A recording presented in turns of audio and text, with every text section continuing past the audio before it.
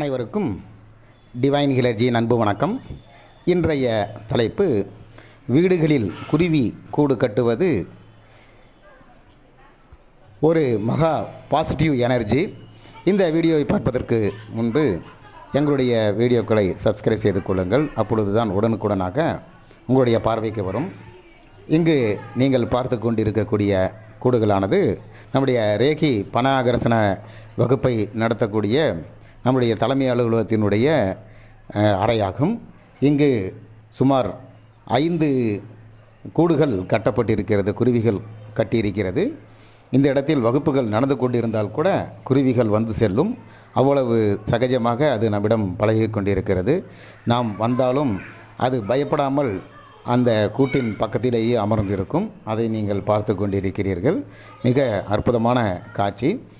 இந்த குருவிகள் ஏன் வீடுகளில் கூடுகள் கட்டுகிறது என்றால், ஒரு மனித மூளையை விட விலங்குகளுக்கோ பறவைகளுக்கோ மிக அதிகப்படியான அறிவு இருக்கிறது. அந்த அறிவினுடைய காரணமாகத்தான் அது வீடுகளில் வந்து கூடுகள் கட்டுகிறது. ஏனென்றால் தோட்டங்களிலோ மரங்களிலோ கூடு கட்டும் பொழுது பாம்பு, நாகப்பாம்பு, சாரைப்பாம்பு மற்றும் கொம்பேரி மூக்கன் ஆகிய பாம்புகள் சென்று அந்த முட்டையை சாப்பிட்டு விடும். இது மட்டும் இல்லாமல் பறவைகளையே வலுவான பறவைகள் என்று ஒரு சில பறவைகள் இருக்கிறது. அதாவது ஓநாய், முயலை பிடிக்கக்கூடிய பறவைகள் எல்லாம் இருக்கிறது. அப்படிப்பட்ட பறவைகள் வந்து முட்டைகளை சாப்பிட்டு விட்டு சென்றுவிடும். இந்த காரணத்தினால்தான் குருவிகளானது வீட்டிற்கு பக்கத்திலே, அதாவது வீட்டினுடைய முற்றங்களில் வந்து கூடு கட்டுகிறது. ஏனென்றால் ஜன நடமாட்டம் இருக்கக்கூடிய இடங்களில் மிருகங்கள், விஷஜந்துக்கள் மற்றும் தீய பறவைகள் அங்கு வராது என்ற ஒரு காரணத்தினால்தான் இந்த பறவைகள் வீடுகளில் வந்து கூடுகள் கட்டுகிறது.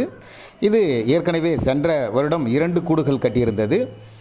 நம்முடைய ரேகி பணாகர்ஷண வகுப்பு நடத்தக்கூடிய இடத்தில் 2 கூடுகள் கட்டியிருந்தது. அந்த 2 கூடுகளில் இருந்து குஞ்சுகள் பொறிக்கப்பட்டு அனைத்தும் பறந்து சென்ற பின்பு இந்த வருடம் அந்த குஞ்சுகளும் சேர்த்து தாய்ப்பறவையும் சேர்த்து 5 கூடுகள் கட்டியிருக்கிறது. இது சிறிது சிறிதாக வளர்ச்சி அடையக்கூடியது. எப்படி வேடந்தாங்கலில் வெளிநாட்டு பறவைகளெல்லாம் வந்து இங்கு நம்முடைய சென்னைக்கு அருகில் இருக்கக்கூடிய வேடந்தாங்கலில் வந்து வெளிநாட்டு பறவைகள் வந்து முட்டையிட்டு குஞ்சு பொரித்து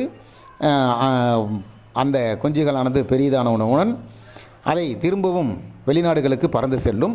அங்கு சென்றுவிட்டு திரும்பவும் முட்டையிடக்கூடிய அந்த பருவத்தில் திரும்பவும் வேடந்தாங்களுக்கு மற்றும் அது எங்கு தாய் பறவை எந்த இடத்தில் முட்டையிட்டு குஞ்சு பொய்த்ததோ அதே இடத்தில் குஞ்சுகள் வந்து கூடு கட்டும். இது இயற்கை, அதாவது இறைவனுடைய படைப்பில் இயற்கை பிரபஞ்ச சக்திகள் மூலமாக அவர்களுக்கு ஒரு சில இண்டிகேஷன், அவர்களுக்கென்று ஒரு தனி பாஷை இருக்கிறது. அந்த பாஷையினுடைய அடிப்படையில் அவைகள் தங்களுடைய வேலை செய்கிறது. இன்னும் குறிப்பாக ஒரு சாதாரண சிறிய பறவை கூடு கட்டக்கூடிய அந்த கூட்டினுடைய ஆராய்ச்சி செய்திருக்கிறார்கள் பெரிய பெரிய வல்லுநர்கள். அந்த கூட்டை நம்மால் கூட பின்ன முடியாது. அப்படி அழகாக மிக உன்னதமாக கூடு கட்டி அவைகள் முட்டையிட்டு குஞ்சுகள் பொரித்து அதற்கு உணவு அளித்து அதை வளர்ந்த பின்பு அதை பறக்கும் அளவிற்கு வந்த பின்பு தான் அது விடும். அந்த அளவுக்கு பறவைகளுக்கு மிக அற்புதமான சக்தி இருக்கிறது. வீடுகளில் கூடுகள் கட்டும் பொழுது வீட்டிற்கு பாசிட்டிவ் எனர்ஜி என்று சொல்லக்கூடிய ஒரு மகா சக்தி உருவாக்கும். ஏனென்றால் குருவியினுடைய அந்த சத்தங்களானது இங்கு ஒரு நல்ல பாசிட்டிவான எனர்ஜியை உருவாக்கக்கூடிய இடம். அதனால்தான் அந்த குருவிகள் கூட வந்து இங்கே கூடுகள் கட்டுகிறது. உங்களுடைய வீடுகளில் இப்படிப்பட்ட கூடுகள் கட்டியிருந்தால் அவைகளை கலைக்க வேண்டாம். அது தன்னுடைய இயல்பான நிலையில் அது நாம் சென்று வந்தால் கூட இப்போதெல்லாம் பயப்படுவதில்லை. இந்த குருவிகள் நம் பக்கத்திலே நின்றால் கூட பக்கத்திலேயே அது அமர்ந்திருக்கும். நீங்களே வீடியோவில் பார்த்திருப்பீர்கள். அப்படி அது பழகிவிடும். குருவிகளுக்கும் யார் ஆபத்தை விளைவிப்பார்கள், யார் ஆபத்தை விளைவிக்க மாட்டார்கள் என்று அனைத்தும் தங்களுடைய உணர்வு மூலமாகவே அது கண்டுபிடித்து விடும். அந்த உணர்வை பற்றிய பாடங்கள் தான் நாமும் நடத்தி வருகிறோம். எனவே இப்படிப்பட்ட மகா சக்தி வாய்ந்த கூடுகளை குருவிகள் வீடுகளில் கட்டும் பொழுது நீங்கள் அதற்கு உதவி செய்ய வேண்டும் என்று கூறுகிறோம்.